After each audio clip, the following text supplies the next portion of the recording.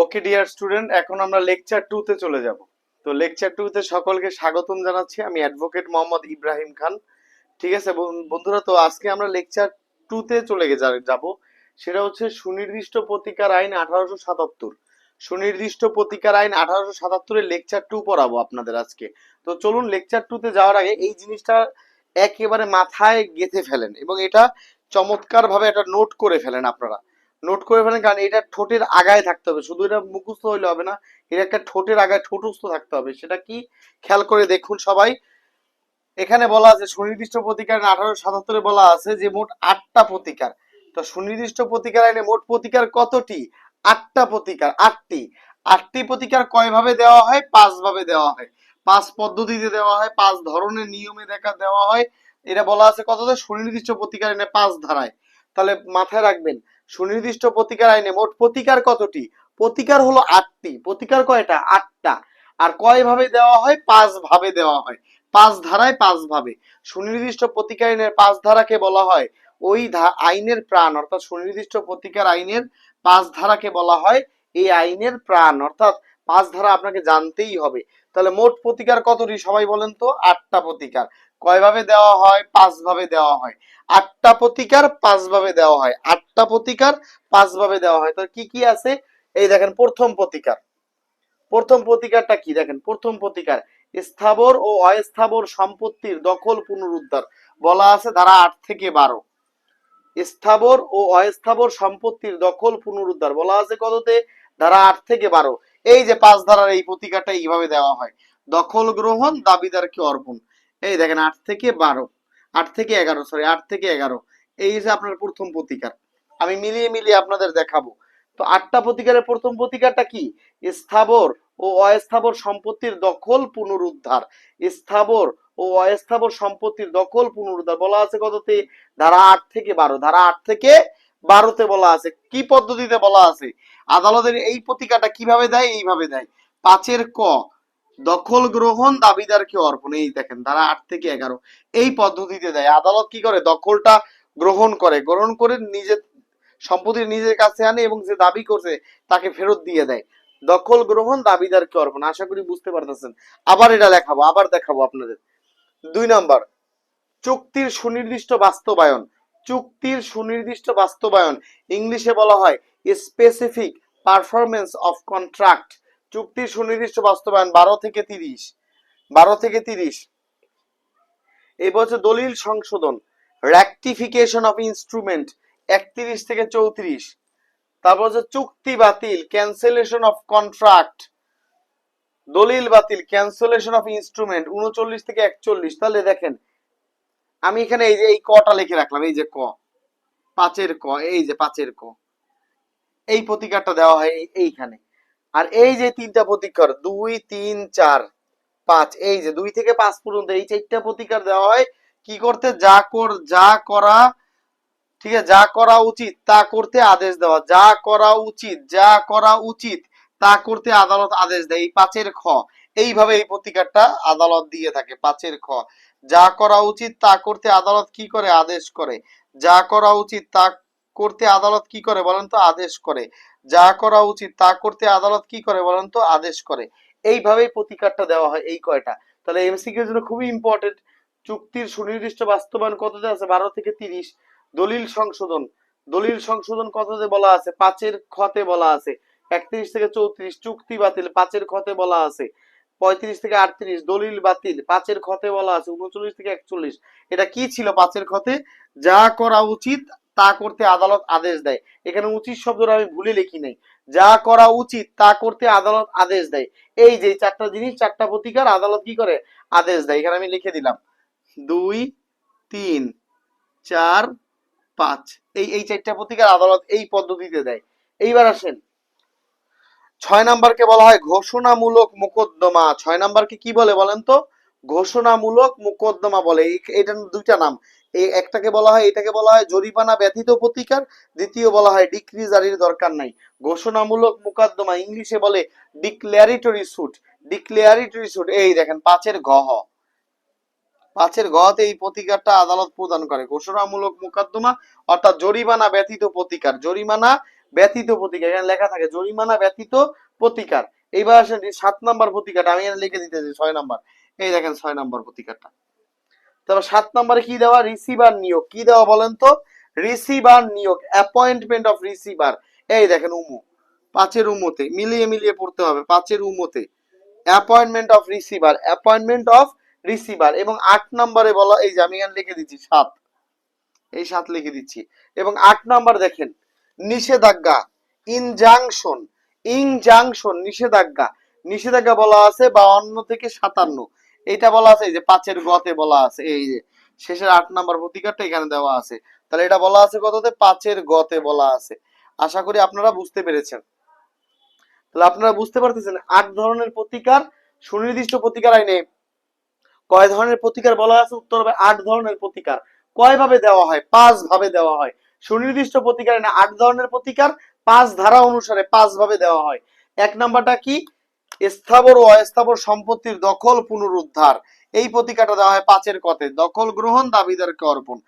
চুক্তির সুনির্দিষ্ট বাস্তবায়ন 12 থেকে 30, দলিল সংশোধন 31 থেকে 34, চুক্তি বাতিল 35 থেকে 38, দলিল বাতিল 39 থেকে 41।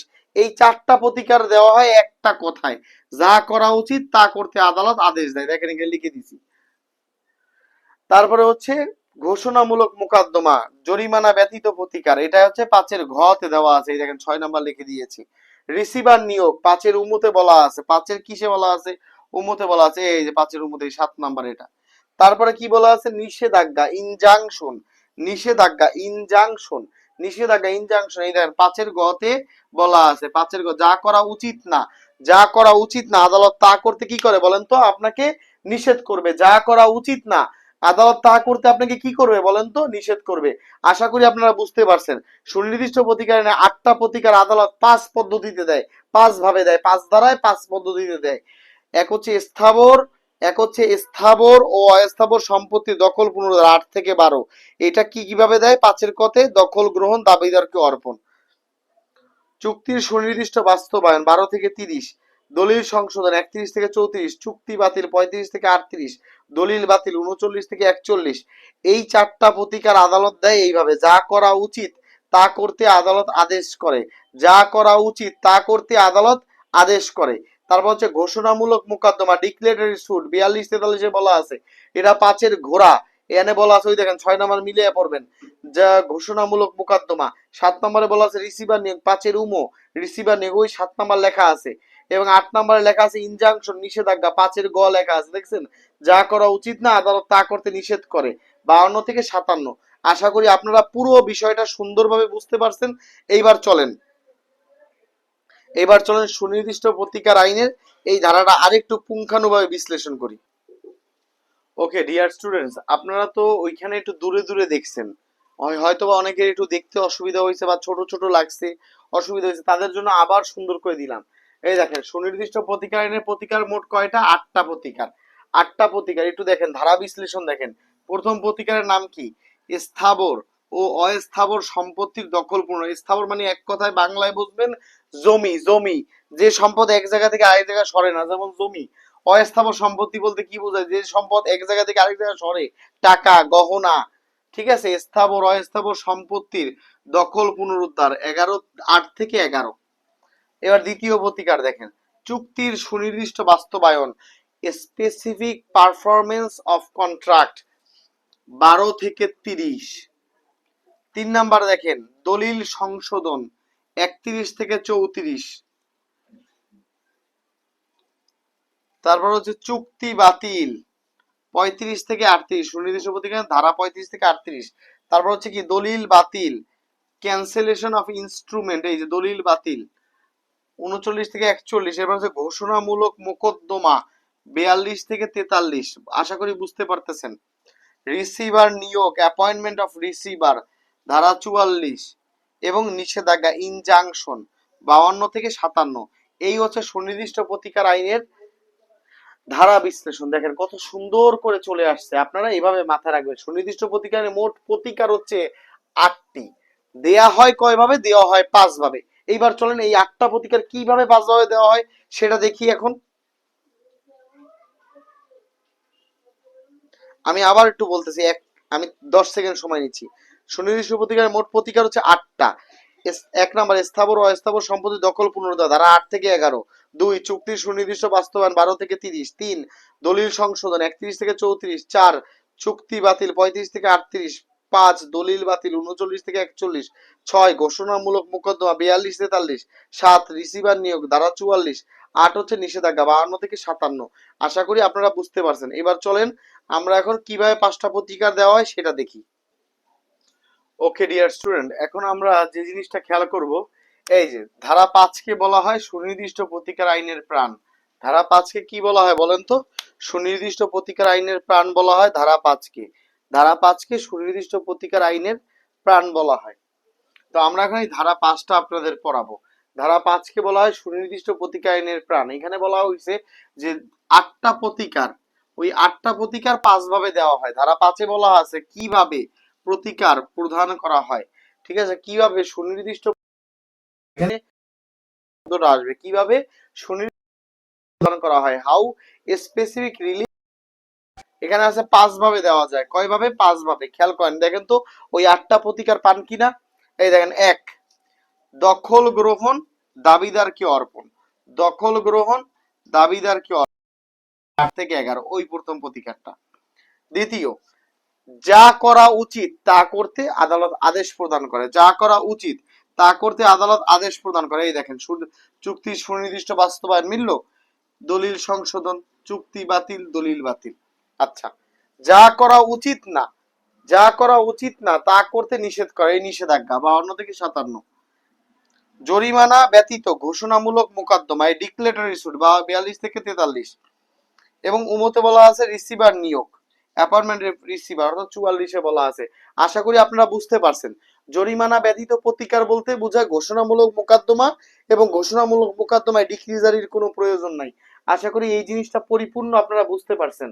এরপর এটা আর বোঝাবো না ইনশাল্লাহ। আশা করি আপনারা পরিপূর্ণভাবে বুঝতে পারছেন। এবার আমরা আজ তাহলে এই পর্যন্তই থাকলো। এটা একটা ঠোঁটের আগায় মুখস্থ রাখবেন, একদম ঠুটস্থ থাকতে হবে, এবং এখান থেকে প্রশ্ন অবশ্যই আসবে। তো আজ এই পর্যন্ত, দেখা হবে লেকচার 3-তে। সকলে ভালো থাকবেন, সুস্থ থাকবেন। আসসালামু আলাইকুম।